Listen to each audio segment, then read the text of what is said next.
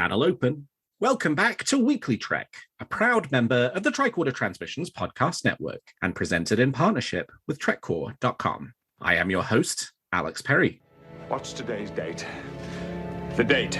Today's show was recorded on October 15th, 2021, and is current through the Star Trek Lower Decks Season 2 finale, First Contact, so beware of spoilers. All right, let's get into the show. Good day, Voyager, and welcome to A Briefing with Neelix. It's a catchy title, isn't it? WeeklyTrek is a 40-minute news show covering the biggest stories from the Star Trek franchise. We are in a new golden age of Star Trek. There are multiple television shows in production, possibly more on the way, and enough merchandise to fill the Bajoran wormhole. So stick with me, and I'll help you sort the real facts from lots of the Dominion propaganda that you'll find online. But I can't do this alone. And my guest this week is known to many as the Star Trek communist. It's Will Wynn. Will, welcome to WeeklyTrek. Alex, it's a real pleasure to be on this show. It's a real honor. All right, Will. Well, I ask my guests this question every week. I think I might know the answer, but you give me it anyway. I want to know something that's got you excited about Star Trek at the moment. What's got you moving at Warp 10? I think it's the giant beluga whale in the room. It is the finale of Lower Decks First Contact. It's just phenomenal. I'm still off the high off of it. I thought they couldn't exceed last week's episode, Wedge Douche, which was so good. And yet somehow they did it. And it's just the beginning of a year's worth of Star Trek, potentially, right? We have this, and then a week break, and then we have Prodigy, and then we have Discovery, season 4. And then right after that, it's going to be Picard, ostensibly Strange New Worlds, hopefully around that time. And then that should lead us right into Lower Decks season 3, which is wild to think about. I've yet to fully comprehend how much of this is about to come. And that's what, for me, I'm fully now a space salamander right now because I'm traveling warp 10. Yeah, I mean, what a way to kind of launch us into this year of Star Trek. Well, IATSE's strike depending, but that'll sort it. So by the time people listen to this, will either be in the middle of a strike or things will have sorted themselves out, hopefully at the last minute. But, fully support what they're asking for. And hey, if it means we have to wait a little longer for some of our new Star Trek, so much the better, because we want Star Trek to be made by people who are, not working so hard they're killing themselves. So absolutely. But stay optimistic. Let's stay positive. Year of new Star Trek. And what a terrific way to kind of slide into that now with this tremendous second season of Lower Decks, that there was very little about it that I didn't like, and there was so much that I absolutely loved, including the season finale, which I think is probably my favorite episode of the season. But I mean, you could easily pick 4 or 5 episodes to kind of hold that spot. It's it's very much, there's not a lot in it in any of these episodes, and yeah, that last episode was terrific. And your classic Star Trek cliffhanger, I mean, how long has it been since we've seen the standard to be continued kind of screen at the end of the episode? That's been a lot, and certainly not in the entire time we've had the current kind of iteration of Star Trek. You got to go all the way back to probably, I would guess, Demons. Mm-hmm. That's probably the last one that had a to be continued to it, and that was 2004. So that was a while ago. Yeah, I mean, it's absolutely. You have to go back to Enterprise season 4, but with those exact TNG font, and then possibly with Majel Barrett coming back in saying, last time on Star Trek Next Generation, that's TNG season 7. That's, going back to 93. And I think we were all nostalgic for the Next Generation. I think that's why in a lot of ways Patrick Stewart coming back to being Picard was so hugely received. And I like Picard a lot too. But I think there was another layer that I think people, even I was a little surprised at just how much I missed that particular flavor of TNG, right? It's not necessarily slavishly remaking it, but it's the feel. It's almost like the ambiance, like a lo-fi video that you put on YouTube. It's almost kind of like you want to just go back to that feel of TNG. And it took a show like this in order for that to happen. And I think it surprised a lot of people, myself included, of just how much we actually missed that. We didn't really know how much we did. Yeah, and I think also a huge fan of Discovery, huge fan of Picard. There's something about Lower Decks, though, that feels like it is hit, at the very least, for the circles that we move in a way that neither of those two shows have quite managed to do, right? Like, just in the sense of Cetacean Ops appears in this episode, and today the Star Trek store has a bunch of Cetacean Ops merchandise, and people are raving about it, right? Everybody wants the Titmouse shirt for this week. They want the Cetacean Ops merch. And from last week, the Resource shirt, Mike McMahon tweeted and said he's been told that they're selling them like hotcakes, right? Like, I think this show is vibing with our kind of generation of fans in a way that is really exciting to see, because we have been missing it just a little bit, and it's nice that we get this flavor too, right? I mean, it's, you know, it's like the ice cream buffet, right? That's a really nice thing about modern Star Trek, is you've got different flavors and they're for different moods, and this flavor for this particular mood, like, just serve me up a whole other gallon of this one, because like I'm ready for it. Absolutely. And I think that's sometimes you can't force it, right? You don't know what kind of iteration of it you're going to want. And, you know, I think you need to have those different flavors, because on the one hand, you're going to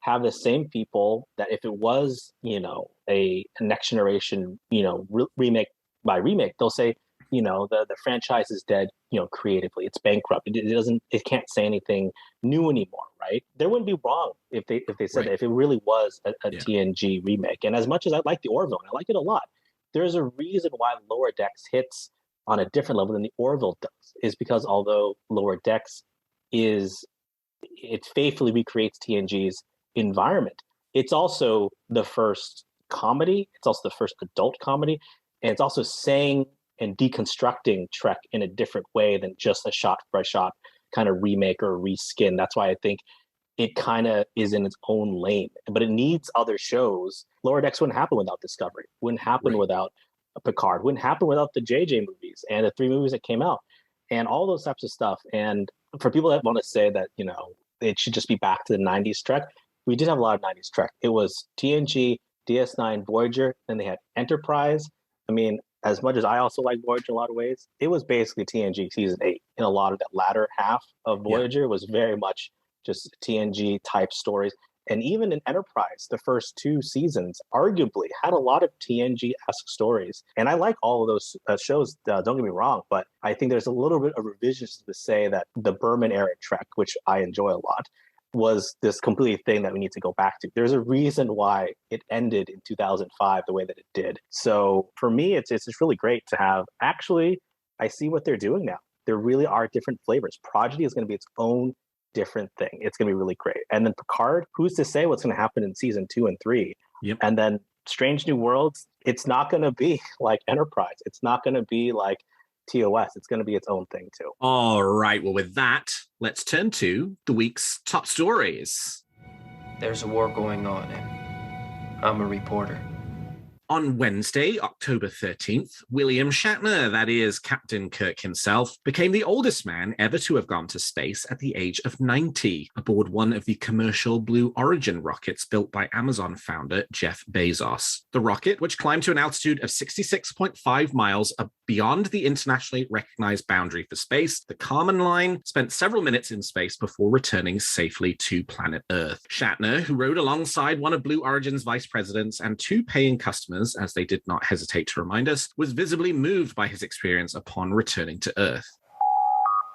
Everybody in the world needs to do this. Everybody in the world needs to see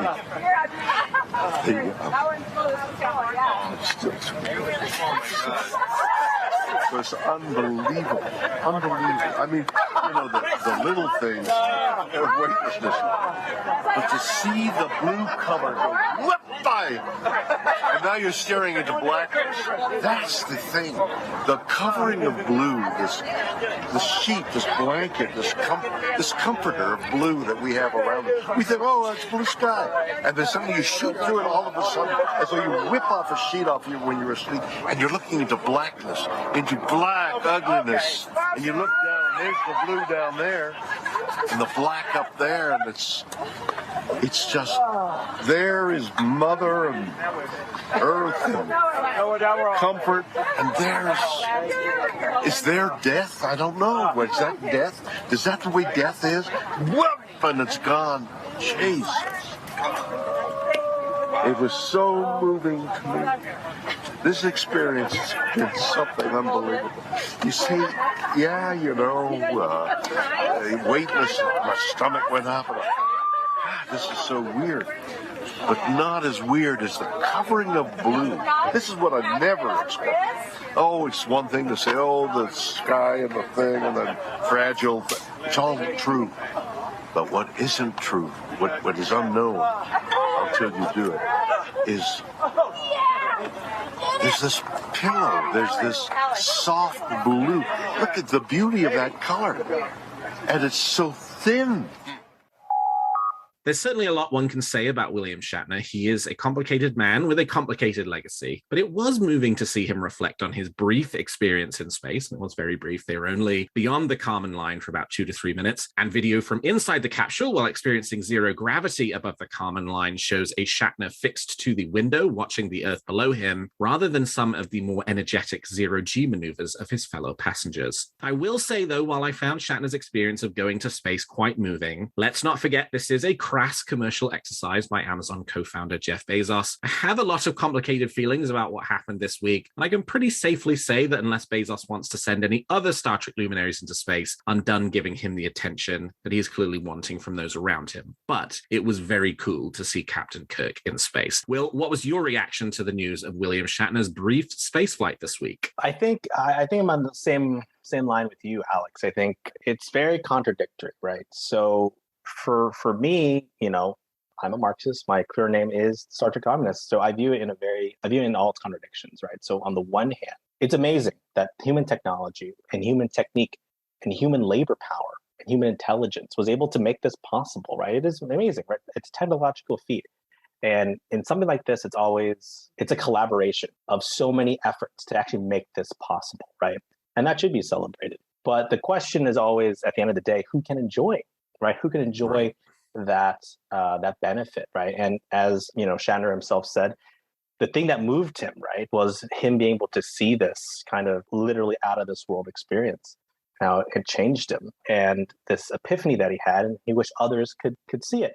And that's exactly the point. Others should be able to see it, right? But they can't.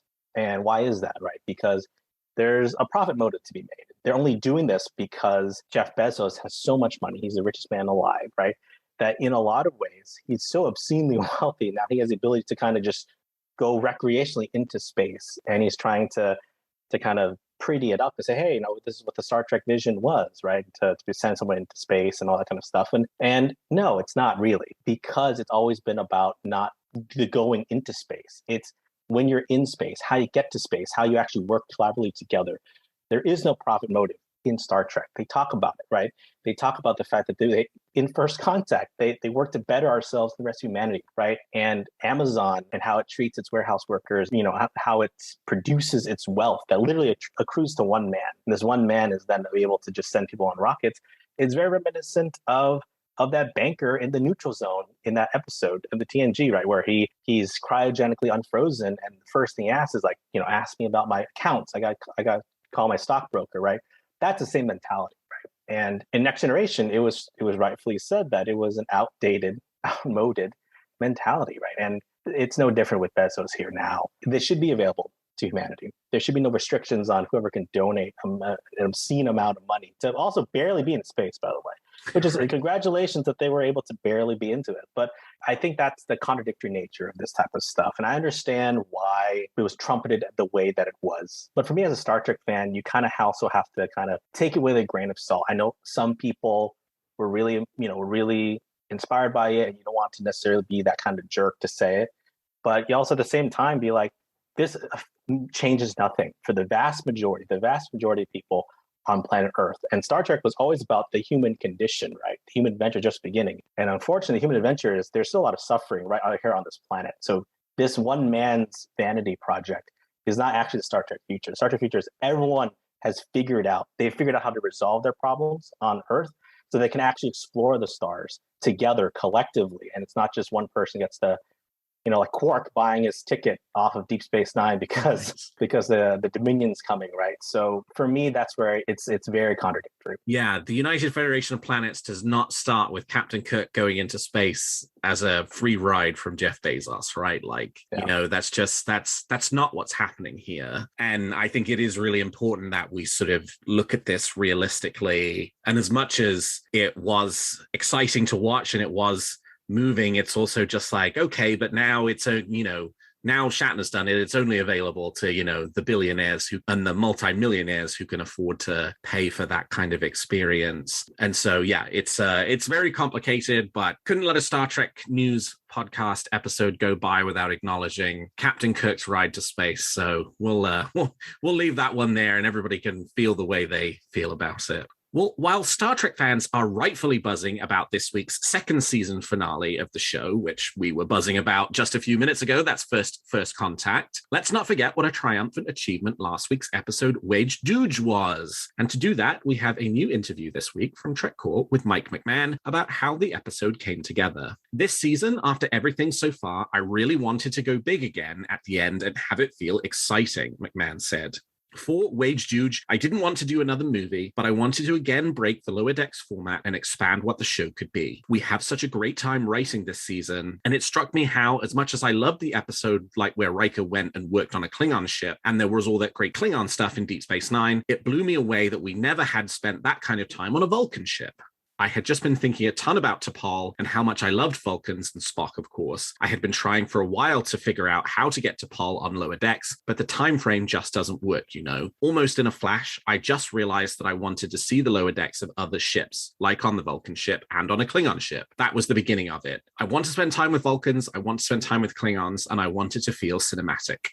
Wage Dooge kind of ended up being the kind of pitch I'd make to Paramount if they let me make a Star Trek movie. What I would want is like a Wrath of Khan era movie that looks like it was produced in 1982 from the point of view of a Klingon ship and the point of view of a Vulcan ship. That's like my dream Star Trek movie. So we condensed that into this examination of lower deckishness, this celebration of lower deckishness, and getting to tell this triple mini movie that's part Undiscovered Country, part this Vulcan thing we've never seen before, and have it all tie up with our overall season 2 plot. I was just so in love with this episode. And on whether we might see T'Lyn and Ma'ar again, McMahon had this to say. Catherine Lin wrote it, and she's so deep into it. Literally, T'Lyn is the name of the Vulcan she has cosplayed as for years at conventions. There are a lot of people who are like, have her join the Cerritos. But listen, I have a story for T'Lyn figured out. Season 3 is written, and like the first episode of season 3, she's not on the Cerritos, you know what I mean? But I have stories for T'Lyn that are coming. I love T'Lyn, and I love Ma'ar. My whole thing with Klingons is just that I love a Klingon that doesn't backstab, a Klingon that's like the most honest in their motivations. Will, we've gushed a little bit about First Contact. Let's gush a little bit about Wage Dooge. What did you think of the episodes? I'm running out of superlatives to describe it, and I think a lot of people are sounding like broken records, both saying like, oh, this week's episode, Lower Decks, is the best one yet.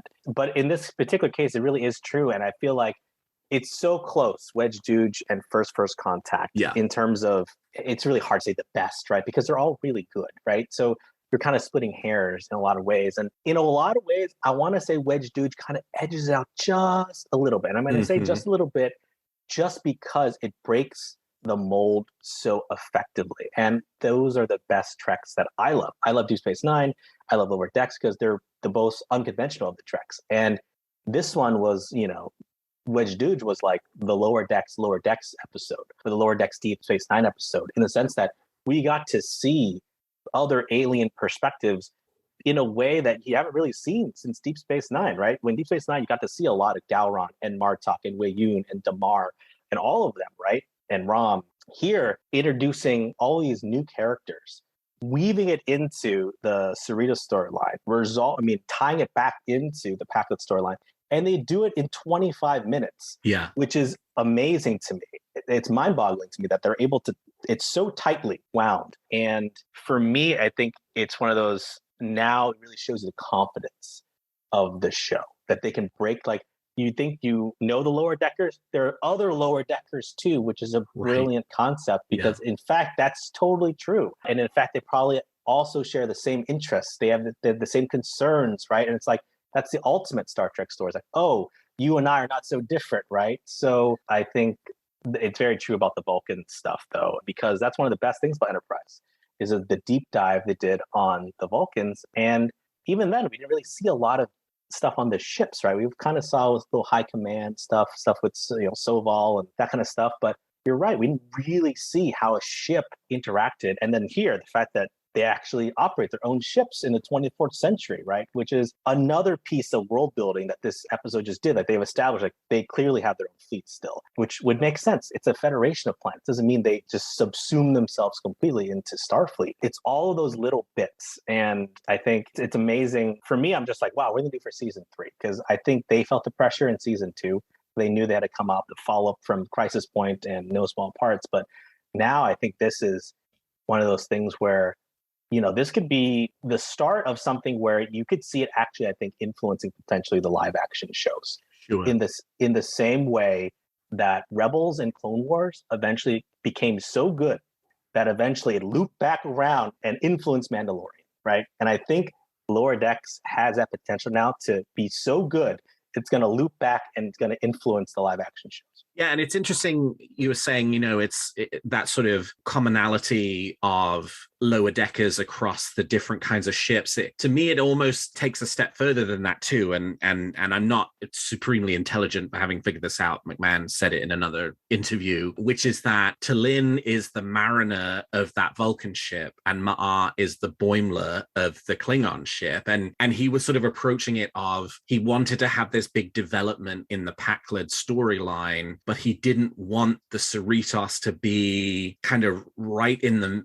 mix of it. I mean, they are in the sense that they're in the space battle, but they're also not the ones who have figured it out and determined what's going on, because they're not the Enterprise, right? It's not their role in this universe to be those. They obviously have their heroic moments, right? They got a very heroic moment just this week in the season finale, but at the same time, they're not those kind of power players right at the center of it. And so having a Mariner analog on the Vulcan ship and a Boimler analog on the Klingon ship allows for that whole story to play out in an authentic way to the relationships of the show without necessarily breaking that kind of convention that the Cerritos is not a ship that finds itself in the middle of the kind of biggest developments in the galaxy. And that is so clever the way that's put together, because you do get that big episode. You do get that huge episode that has this big development that helps tell this story that does seem, for the Federation at this point in time, the Pakleds are clearly a problem for them and clearly one they're trying to solve and make go away. And so we get that, but at the same time, not in a way that doesn't feel completely authentic to Lower Decks itself. And for that reason alone, the episode is a masterpiece. And they do it literally under half an hour. Right. And I think that is, a testament to, it's not to say that other shows, I think sometimes there is a slavishness in other shows where they don't want to do anything risk adverse and they don't want to do anything. It's a little too slavish. But there is something to be said about someone who is a genuine fan. I think this is where you kind of see the fact that Mike, wrote TNG season 8 as a Twitter handle. He never thought he'd be able to write Trek. He is the type of person, he said it himself, but you can kind of see, he's the person you see at the Masquerade Bar at STLV, or any other convention talking about Star Trek. He's probably the type of person that would be in one of those Star Trek Facebook groups or on Twitter, right? Talking about those types of stuff. You see him very active on Twitter, actually interacting with the fans. And there is a passion behind that you can't fake.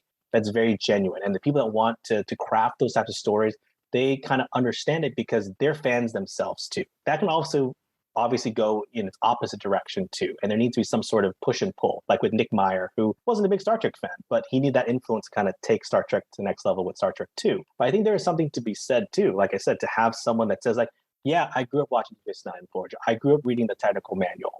I understand these characters. I don't want to tell the same stories, but I want to tell a different type of story. So I think that's the real brilliance behind it. Is I think it surprised everyone, because I sure for one was Lower Decks as a comedy, animated adult comedy, maybe not my thing, but I'll check it out anyway because it's Star Trek. Right. But I think it was the perfect confluence of events of people had pretty tempered expectations and it exceeded wildly. So I think for it just was able to rock it up so effectively because the expectations were so kind of, mid-level, and then it went completely somewhere else. And I think that's the secret sauce, if you will. And sometimes you can't fake that, or you can't think about it in advance. Star Trek Strange New Worlds Season 1 is officially completely wrapped for filming on its first season. Though principal photography on the season ended in late July, the cast and crew have been periodically returning to Toronto, Canada to finish any necessary reshoots and pick up shots that are required to round out the season. In a video message from series star Anson Mount, we now know those reshoots have completed and filming on Season 1 of Strange New Worlds is officially complete. That's it, guys. That is an official wrap on Season 1 of Star Trek Strange New Worlds. I can't believe that I'm saying that. It's been such a journey. It's been an honor to work with this cast and with this crew. And I just want to remind you that this is happening because of you, the fans. You made this happen. And we are so grateful for your support, for your continued support, for all of your well wishes. So all of our footage now gets to go over to our incredible post-production team to begin their process, and hopefully we'll be getting something out to you sometime next year. Not exactly sure when, but we'll figure it out and we'll let you know. Again, thank you for giving us this opportunity, and we hope you like it.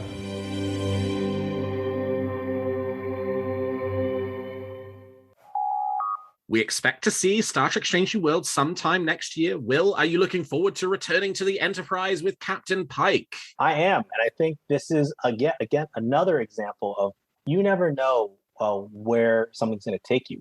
I think people had no idea Discovery Season 2 was going to be received the way that it did, and that no one had any idea that Anson Mount as Pike, Rebecca Romijn as number 1, and Ethan Peck as Spock would take off the way that they did.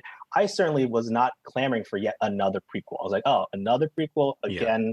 That was probably the very last bottom of my thing, of a list of wants to have. But then seeing what they ended up doing with Disco Season 2 and what all of that happened, some of the best Discovery is in Season 2. Like New Eden is terrific. All those episodes, right? And I think it was almost solely driven by how they were able to bring these characters and say something new about it. And I think that's reflected in that video that Anson said. He's like, just to reiterate, this is because of you guys, right? This is because of you guys wanted more Pike, Spock, and number 1, which is why we're having a Strange New Worlds. And I think they probably were not anticipating doing a Strange New Worlds show, but they're like, hey, we already built the set, this amazing set, so we should probably do something about it. Yeah. And there actually is some interesting stories that you can really tell. And you know what? They're probably going to go full bore. They're really, by the time Strange New World ends, we are going to see a young Kirk. We're going to see a young McCoy. We're going to see all of that. That's going to be the end. We're going to see all of that up to that point. And you know what? In for a nickel or in for a pound or whatever. In for a penny, in for a pound. That's what it is. In for a penny, in for a pound. Same way, right? So they're going to do the TOS revisit. Might as well go all the way up to sync up.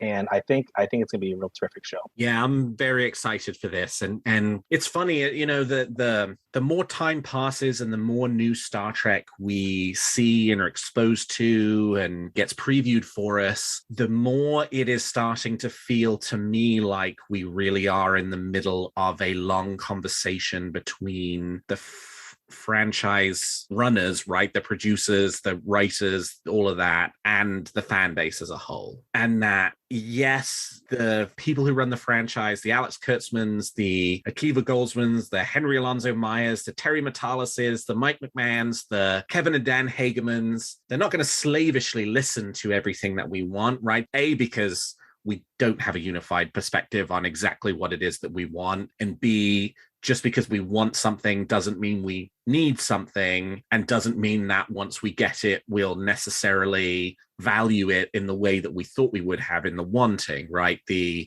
what's the Spock line? It turns out that, you will discover that wanting a thing is that having a thing is not so great as wanting a thing. Wanting a thing, yeah.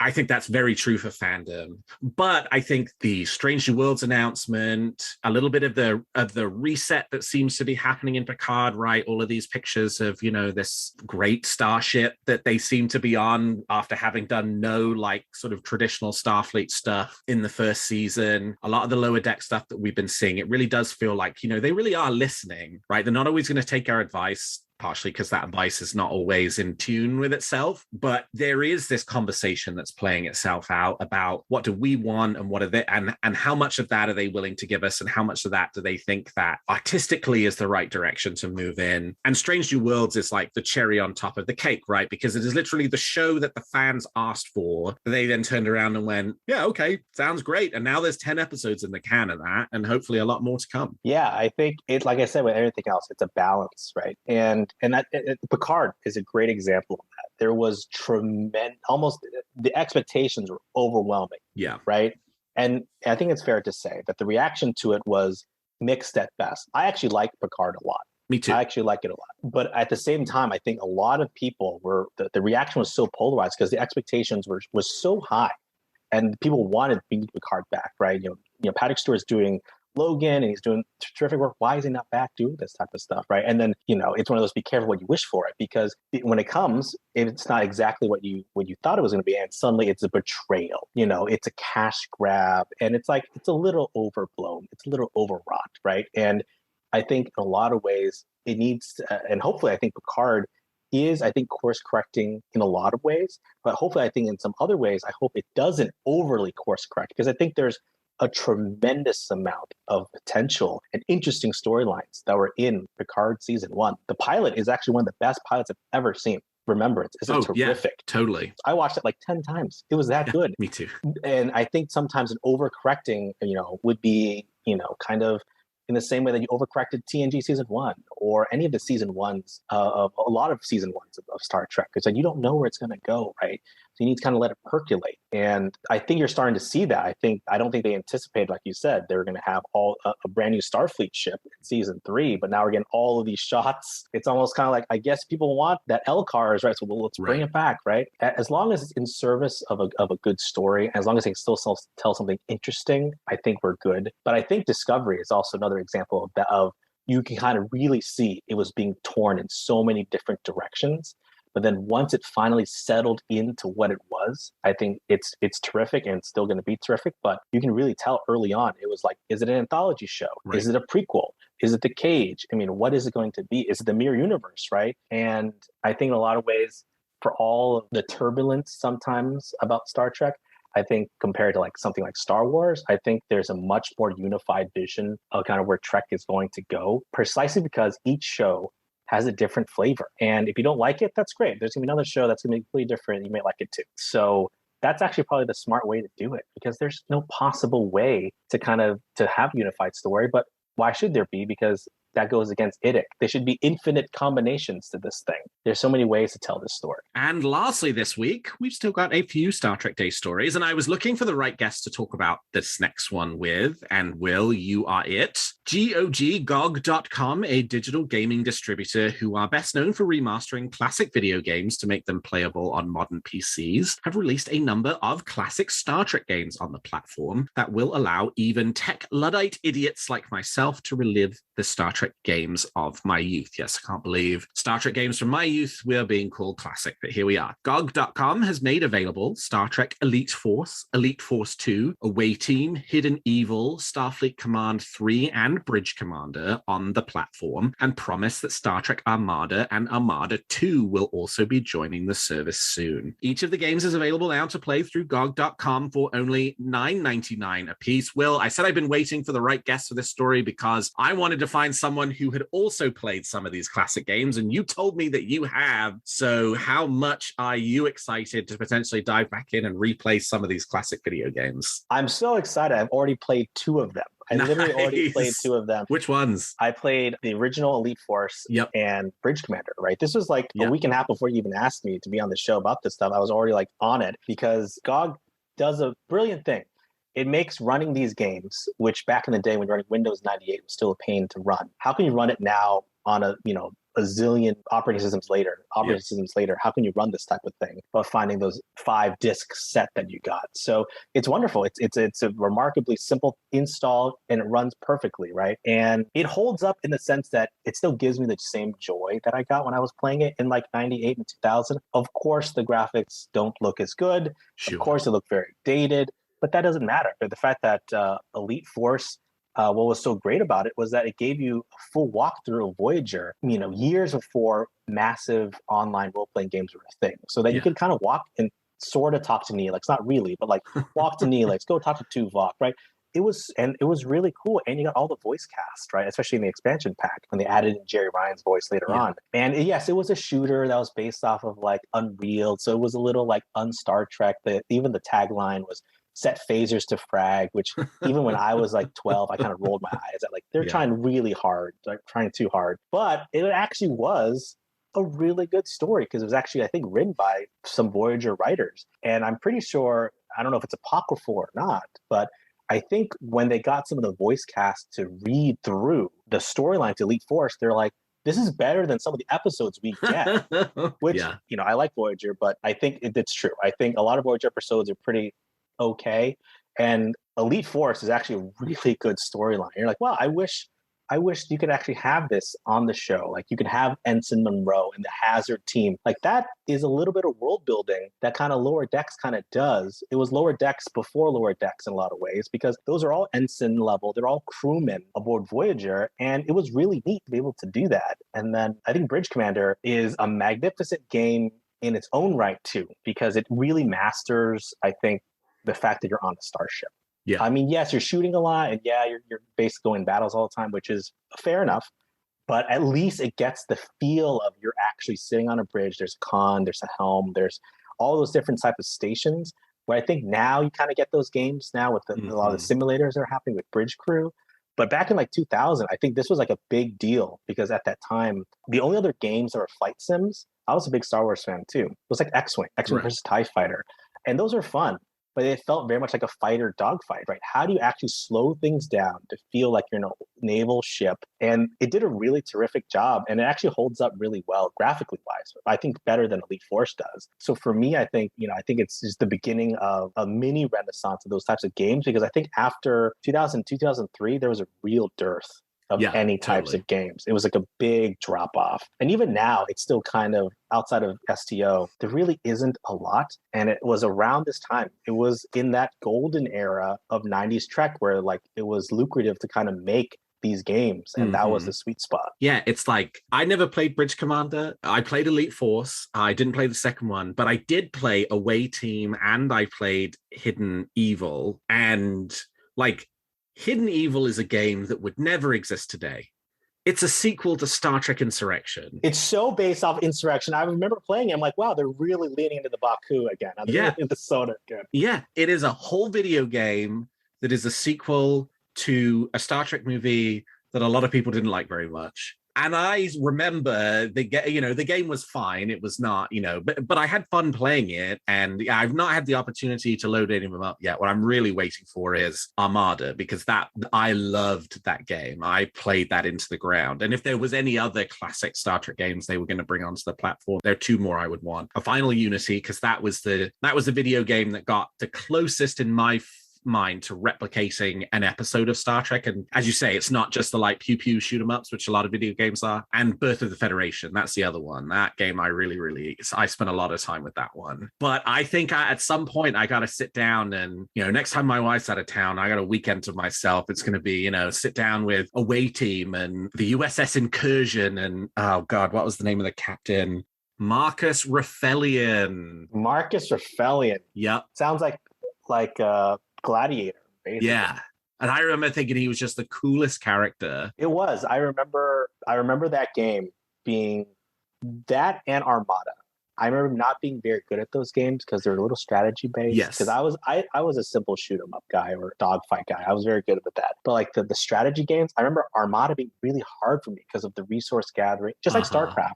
Or Warcraft, Diablo, right? I was never good at those games, but this is basically that version in Star Trek. Sure. And the thing with Away Team, a little strategy, and I just remember having a hard time with those games, but exactly, they would not be created now. Hidden Evil, I never played, but I knew based off of Insurrection, like now it would be unbelievable for a game to be made off of that. But I actually love Insurrection. Insurrection's one of my favorite TNG movies, but it's amazing how like that was a licensed game to a movie that doesn't really happen anymore, even with big movies that come out. There are few licensed games that come out that way that kind of continue the storyline.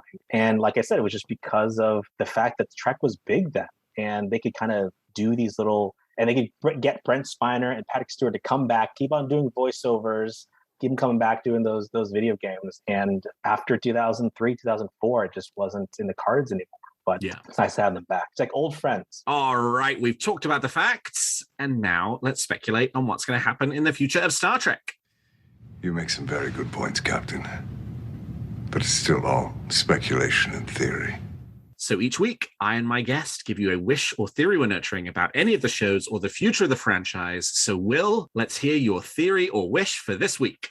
So my wish is, I think, seeing more of Deep Space Nine. Yes, sir. And I think because I love new Treks, I love Discovery, I love Strange New World, but I think I've really come to find that my sweet spot is that late Deep Space Nine TNG movie era, which is right smack dab in Lower Decks, right smack dab in Prodigy, and kind of right smack dab in the Picard flashbacks, right? Like 2385, like all of that era, Titan and Riker and Troy, you know, after Nemesis, right? That's, I think, my sweet spot. And you're seeing, in a way, a Voyager renaissance, and I love it. And I know there are many Voyager fans, there are my friends out there that are loving the fact that Janeway's back. Captain Chakotay is coming back, you know, with his own crew. Seven, of course, in Picard, right? Tom Paris and Lower Decks. It is this Voyager, I think, it's getting its due, which I think is really fantastic. But Deep Space Nine is not quite there yet in terms of that same type of, like, let's bring them back. And that doesn't mean you have to bring all of them back, but I would love to kind of revisit, like, Kieran Reese is an obvious choice for revisiting. Where is she? Ezri and Julian, where are they? Where's Miles and Keiko, right? You know, Jake, Worf, although I think Worf is a pretty safe bet to at some point make it a reappearance. He's kind of both. But in that same way of, like, I wish Deep Space Nine, and I think it will. I think eventually they will come. But for me, kind of get that same treatment, that Prodigy treatment is what I'm calling it now, kind of that reintroduction of them. But with that said, you know, I can't complain too much because I think Deep Space Nine has really had its due recently. I think What We Left Behind was like its masterstroke. I think people really got it, how good it was. So I'm not complaining too much, but that's my wish. It's just like, can we go back to Deep Space Nine? Go back to that space station, like literally see it. Yeah. So maybe recreate a piece of Ops again, recreate a piece of the Promenade again, I think would be, for me, short of the Deep Space Nine Blu-ray remaster, I think that would be my dream. Yeah, that conversation I was talking about earlier between fan base and showrunners. This is one area where they do not seem to be paying attention to us.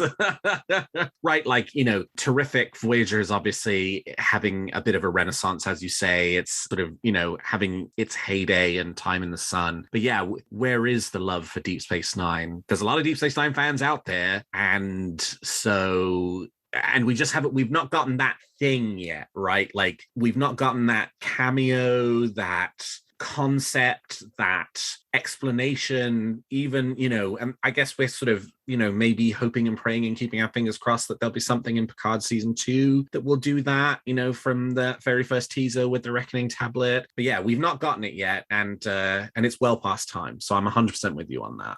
All right, so let me give you my theory. So I said a few weeks ago, I was in the middle of giving a different theory, and then I was like, oh, I've just thought of one, and I'll save that for a future episode. So here it is. We were talking about the Starfleet Academy show, and I had a brainwave, and I had a theory about what the Starfleet Academy show will be about. And the reason it came to me was because we were having a conversation about it's one in, one out of the shows, and Picard's filming its 3rd season right now, and everybody sort of thinks that's going to be the last season of the show. And Alex Kurtzman started dropping these Starfleet Academy hints at Star Trek Day, talked about how excited they were about it. My theory is that Starfleet Academy will be a semi-sequel to Star Trek Picard, in which Soji and Elnor are the main characters at Starfleet Academy, right? They're both young actors, and they're not affiliated with the Starfleet at the moment. And so what happens if you get to the end of Picard season 3 and, like, maybe he dies, or he finally goes off into a happy retirement, or, you know, gets back on the bridge of a starship and disappears off into the ether. And as a way of carrying forth that legacy of Jean-Luc Picard, of whatever that is, Soji, like her father, joins Starfleet, and Elnor, like his adopted father, joins Starfleet. Well, where do you have to go if you want to join Starfleet? You go to Starfleet Academy. And so you transfer those two characters over, because those actors get 3 seasons on Picard, and then they get more seasons on the Starfleet Academy show, and you fill in some additional characters around them, and that's the show. It becomes then a semi-sequel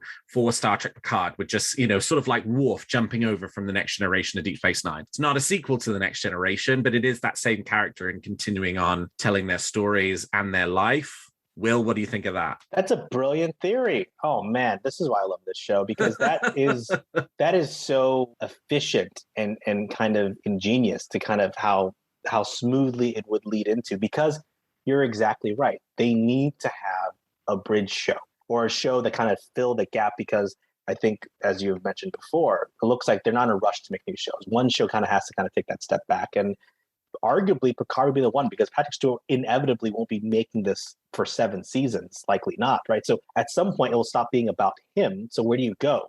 Because now you're at the 25th century, right? You're at 2400 and going. So, and we know that there's a thirst for, what happened to everyone else, right? So the Academy is actually a brilliant way to incorporate an idea that, as been mentioned before, it's been around since forever, just like an idea of the Academy, since like Kirk's days, right? But yeah, we already have a Strange New Worlds, and we already have all those earlier shows. There should be another show that propels it forward, but they can't just arguably come out of nowhere, because they kind of have to build off of what they've already built. So that makes a lot of sense, and I hope so, because I think I may get in trouble for saying this, but I feel like the universe right now is still in search of a flagship show. People say, what shouldn't it be Discovery? I think it is by default, but I don't think it is.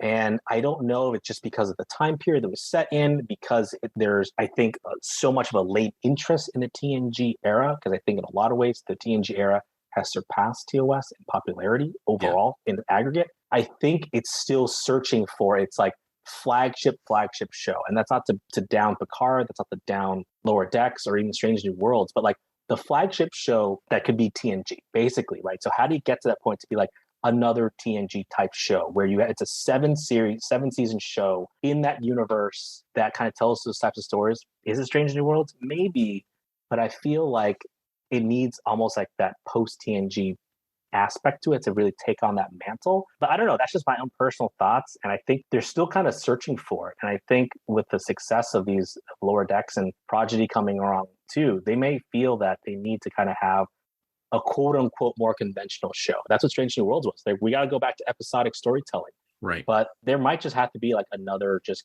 more conventional starship that's just the flagship of the Federation in the 25th century. It's Enterprise F, Enterprise G. And there you go. Do you have a theory or a wish for Discovery, Picard, Strange New Worlds, Lower Decks, or Prodigy that you'd like to share? Tweet them to me at WeeklyTrek, or email them to me at weeklytrek@thetricordertransmissions.com, and I might feature your theory in a future episode. Well, that's all the time we've got for this episode of Weekly Trek. Thank you so much to my guest, Will Wynn, for joining me today. Will, how can people contact you if they want to continue the conversation? Sure, you can find me on Twitter at BoomerNiner, the Star Trek columnist, and you can find me on Instagram too at Proletarian Trek. And you can find this show on Twitter at WeeklyTrek and me at Alexander T. Perry. And if you enjoy the show, please consider leaving us a 5-star review on your podcast player of choice. And please check out some of the other great shows on the Tricorder Transmissions. And if you like our shows, please also consider becoming a Patreon of Tricorder, which you can find at patreon.com/the-Tricorder-Transmissions. And lastly, if you're looking for Star Trek news on the internet, I hope you will turn to trekcore.com. Well, thank you, Will. Thank you to all of my listeners. And until next week, live long and prosper.